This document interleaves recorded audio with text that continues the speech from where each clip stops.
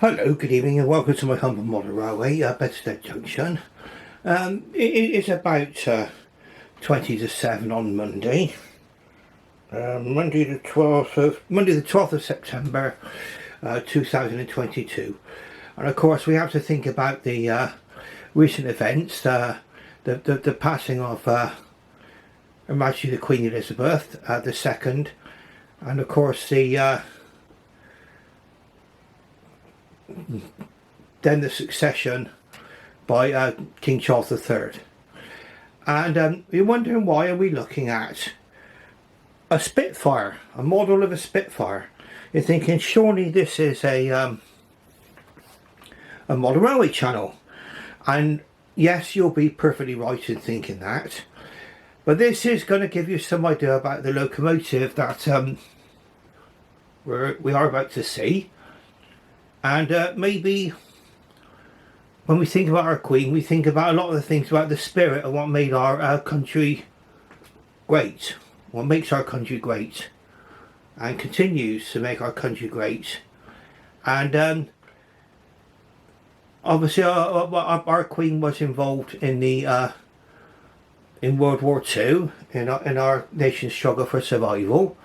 And obviously one of the first things that one thinks about when talk comes to the subject of the World War II would be the Spitfire. Obviously the aircraft, one of the aircraft that's credited with winning the Battle of Britain. Of course the Hurricane being the other fighter which was used. And it would bring us on rather nicely onto our locomotive. Now I am going to, without any apology, I'm going to slightly move this aeroplane over so slightly, okay, and we're going to leave this this aeroplane is going to be staying on the layout. Okay, I think this is where it belongs. Now what we're about to see is a locomotive that's bearing the same name. Now you have to excuse me if I get a little bit tongue-tied this afternoon. It's obviously a very kind of you know, with the passing of Her Majesty the Queen, it's quite an emotional time, isn't it, for a lot of us. Now what I have to do as well, you just have to excuse me while I just nip down the other end. I'm going to have to just close the curtains a little bit. You can see there's a bit of a gap there, and it does kind of let the light in a little bit, and it does help me actually with the getting the exposure right from the camera. I don't know what it's like where you are, but it's very, very hot and sticky today, and it's going to be a bit of a drowsy running session. Here we go. We'll do our best. Now we're very, very blurry at the moment. The camera's gone out of focus. Right, so I think without any further ado, we're going to see the locomotive, which is the subject of this afternoon's running session. Just bring her up here. I'm going to talk a little bit about this as a model as well, because obviously we're on a model railway section, model railway channel, and you can see it going round now. It's a Hornby Castle class, and it's actually called Spitfire. Okay. The number is 5071 Spitfire, and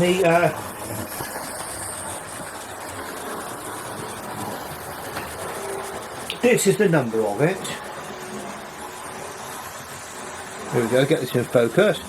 R2318 BR460 Castle class locomotive, 5071 Spitfire. Okay. So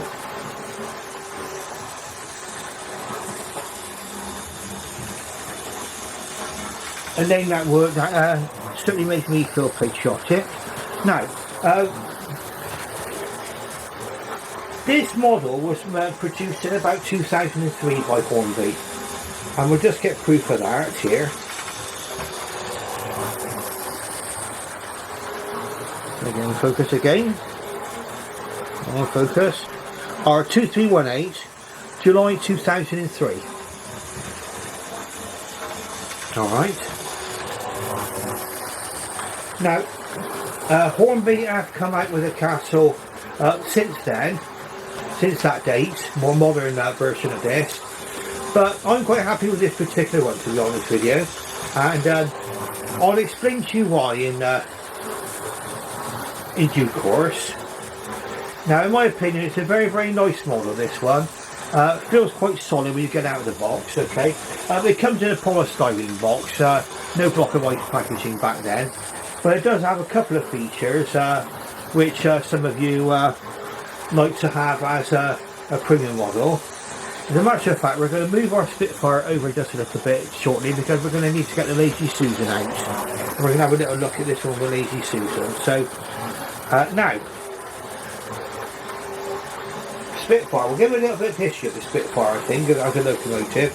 Now, it's one of the castle class locomotives. The first was Caerphilly Castle, which came out in 1923. It was designed by Charles Benjamin Collett, and it's a development of the Star class, which was designed by George Jackson Churchward. Now, there were 171 of these built. I think there's 155 plus 16 we got from other classes.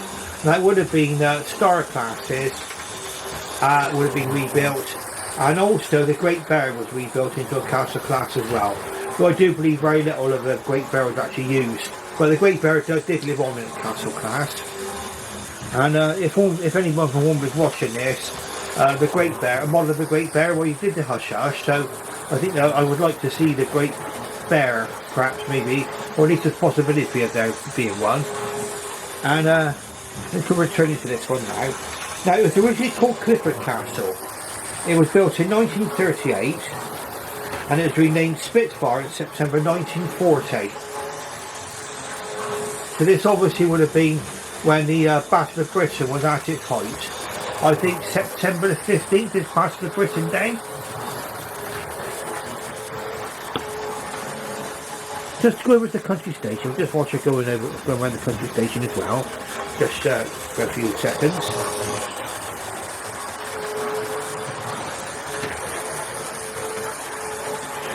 Now, these originally all had single chimneys, but once Hawksworth had become chief mechanical engineer after World War II, there were further modifications made, and in fact this one actually received its double chimney in June of 1959. So really the livery is quite correct, in that this one is the BR late pressed livery, and it was sadly withdrawn in October of 1963. So it was given extra superheaters and the double chimney in June 1959. Now, I think the modification was made well, to give it more power, yes, but I think it was also to enable poorer quality coal to be used on the Great Western Railway. Now, this locomotive has got distinct advantages, okay, and I hope people don't mind me mentioning this. There have been, in the last couple of years, instances where Hornby 5-pole skew wound motors have been going pop, okay. That's in the S15 class, I believe, and other locomotives. I think the King Arthur class has been going, they've been going pop in those as well. Now, bear in mind, this locomotive was built by Hornby, or produced by Hornby, in 2003. So that makes it now just over 19 years old, doesn't it? And it's still working perfectly fine. Now, some people criticise the Ringfield motor on these particular locomotives. I think it's an adaptation of a previous Dapple model, and it's called the Type H Ringfield motor, and it's very, very similar to the Countess produced by Hornby at the same time, the same period. And in fact, this Ringfield motor You can see it pictured there. We're in focus, yes. You can see it's got brushes and springs that can be replaced. You can clean this engine up and get it going again. You can be away again in no time. Whereas some of these 5-pole motors, I mean, I love it when these Hornby 5-pole motors that are, you know, we're going to more modern offerings, are working correctly. I say working correctly. They're fantastic. They can be fantastic motors. But this is why, I'll put a good word in for the ring plug motor, is that it can be repaired, and it's actually inside the locomotive. It's not, you know, I mean, it's not a tender-driven locomotive, and you can gain relatively easy access to things like the gearbox and everything else, the gears. There's not much to the gears, to be honest.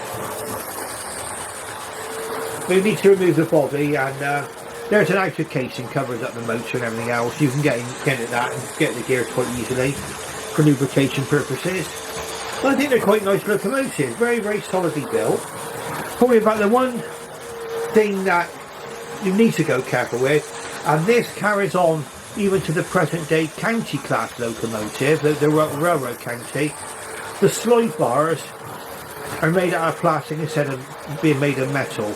So you need to go carefully you pick these locomotives up, and especially as well the county classes, whether they're a similar build to this or the more modern 5-pole motor version, the railroad version.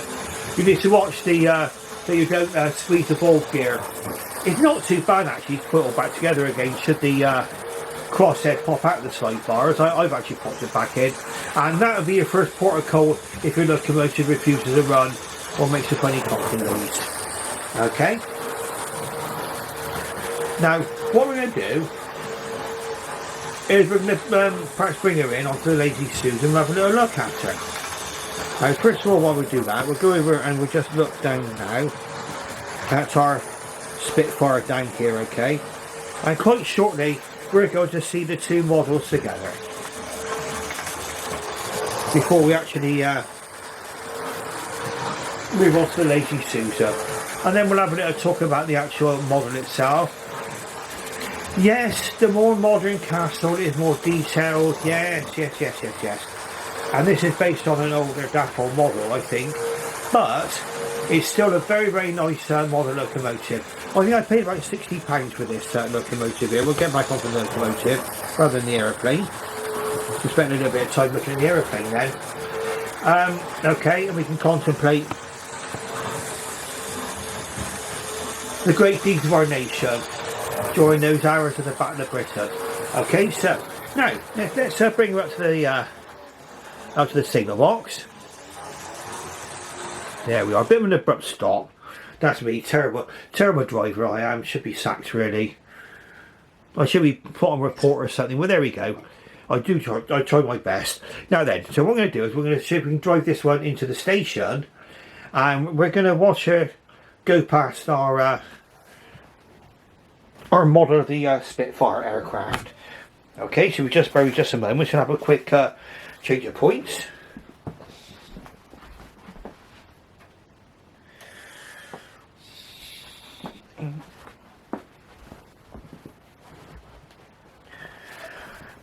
Now, I'll explain to you a little bit about how I came about this model as well. I'll sing about the history of this particular one, and we're just going to see if we can bring her into over the points. Now, you'll get an idea now what she's like over points. Gliding over there perfectly well. We're zooming a little bit, maybe, and we'll just pause just a second, maybe just a bit further forward. And we can have a look at the Spitfire, the aircraft, and Spitfire, the locomotive together. Okay. Lovely. Okay, and then we're just coming to the station now.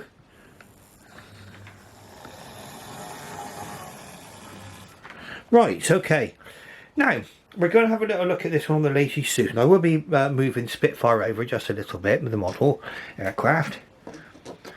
And we just got the Lazy Susan, and we're going to have a proper look at this one now. So I don't think we did in my first video. And also when I did this one, I mean, I did, I think I thought it would have been nice to redo this video, simply because it was one of my earlier videos when I did Spitfire, and it's only had very, very few views, and my lighting wasn't really up to much back then. Certainly a lot of things have improved in my videoing technique. I've got a special video light on top of the camera now, which does in fact enable me to illuminate things a little bit better. Okay, so we'll just uncouple her. You should uncouple, that's it. And if you have a look at what I've done, there you are, it's uncoupled now. I use one of these. Looks like a spade. Like it goes under the coupling, lift it up, lovely. Okay, so, right, so let's get the Lazy Susan. Okay. And we'll just put her just here. Right, so here she is. The wonderful Spitfire, previously Clifford Castle. In BR lined green, nice red lining. You see the BR Late crest there, which it would have actually worn after 1956. And it's one of a family of 4-cylinder 460s, which started off with the Star class, and then the Castles, and then lastly the Kings. And they would be used on all but the most heaviest of expresses.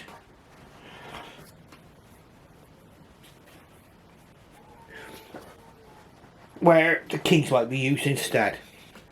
Well, the Kings did have a very limited route availability, and also with the Kings, there was only 30 of them built, whereas with these, 171. Okay, so some things you can see on here from looking at her. She's got reasonably nice coal load there. And in fact, what I'm going to do is I might actually separate the tender from the locomotive. I don't know, we'll have a little look. There's not much to see in the cab actually, so we'll have a little think about that first. Right, so you can see her, that's what she looks like there. Spitfire on the nameplate there. Would have been Clifford Castle originally. You can see it's got the brass double chimney. Sorry, the copper double chimney. So it's quite warm and muggy in this room. I don't know what I don't know what it's like for you out there, wherever you are, but it's quite hot and muggy here in the West Country. Okay, so that's copper double chimney there. Brass safety valve and the whistles there. Okay, now certain points to watch on this one. Yes, these slide bars down here on the valve gear, that is made of plastic. You do need to watch out for that. So if you pick up the locomotive, don't squeeze it like there. I have done it in the past, and when you try to run the locomotive, you'll find it'll go clonk and go no further. Okay, it's just a simple question of just, you can quite easily clip that back in again. It's not too hard to clip the crossfit back in again. It's got lining on the cylinders. Outside steam pipes there. Glazed cab with the gold surround on there, as it should be. With the red roots marking. That shows us one of the heaviest locomotives there. So that's a lot of routes which this locomotive won't be able to travel over because of its axle weight. And you've got the number there, 5071.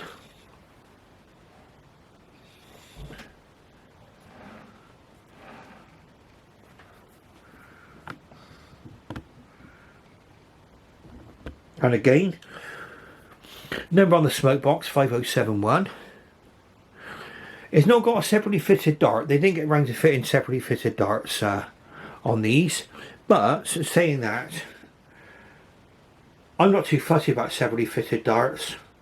Some of you out there probably might freak out at that statement, but I have had locomotives before where the smoke box darts come off, and they can be quite fiddly to put back on again, or you know, you might even lose it altogether if a part that small. So I don't mind that. But that's a moulded on darts there.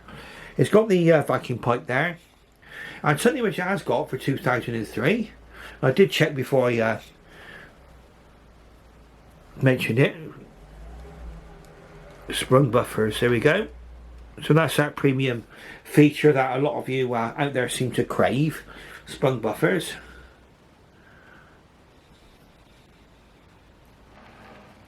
Coming on to the other side.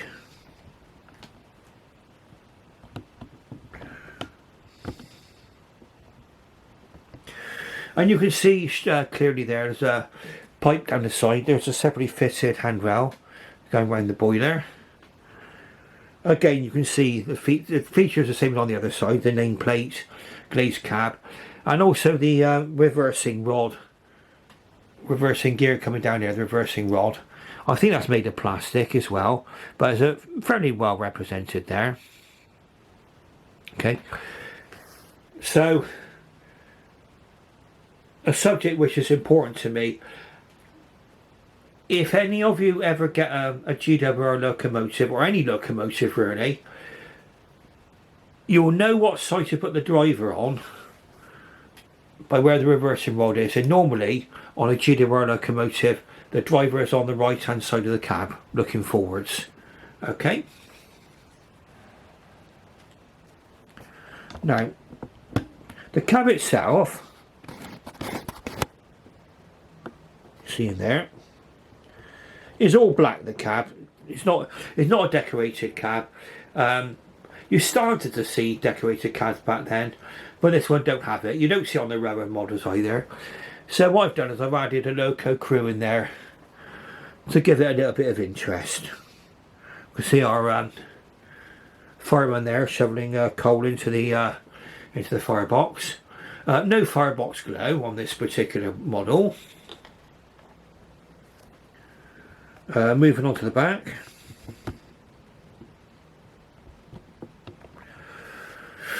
I believe those sorts of hand or foot rails there, they're moulded into there, that's fine.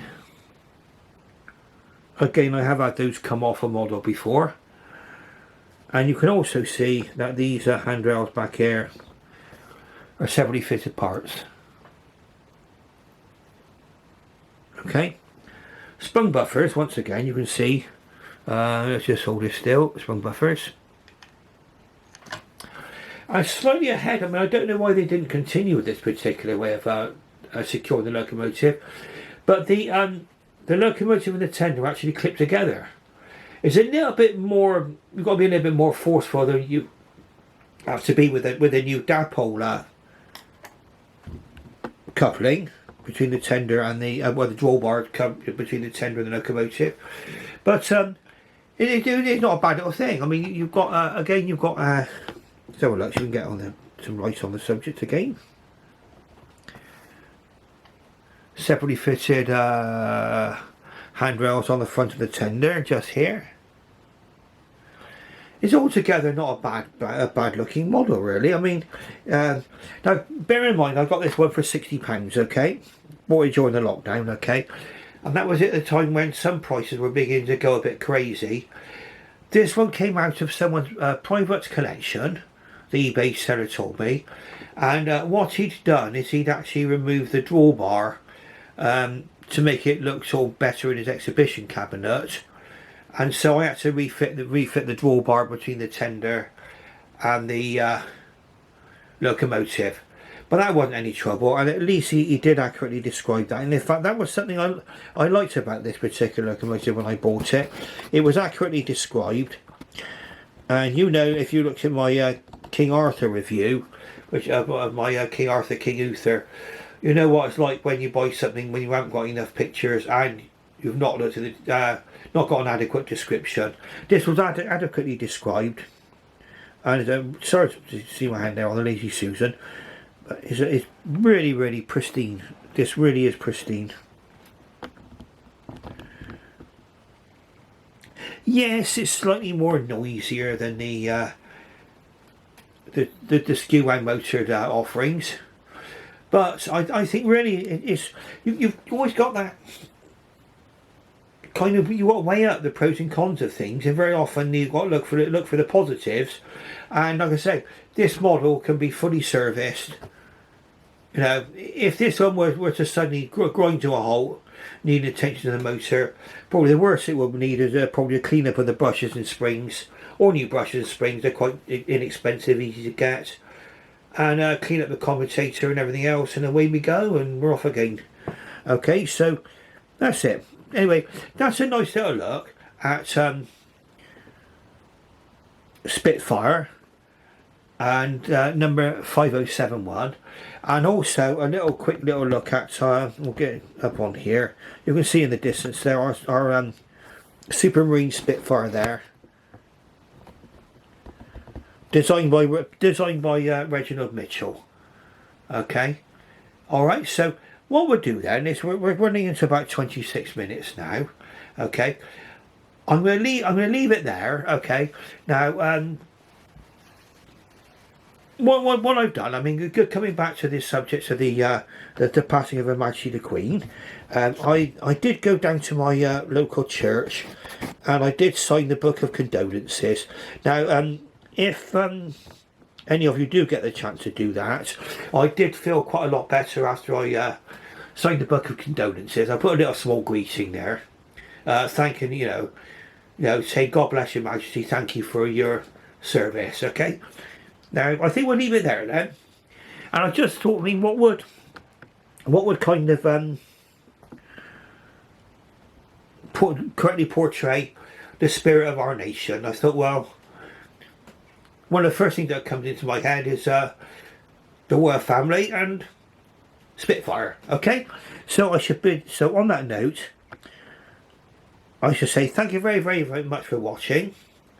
If you like what you see, press the like button and subscribe. Ring that bell. And thank you very, very much for your interest. And I should bid you farewell. And bye-bye for now. Thank you.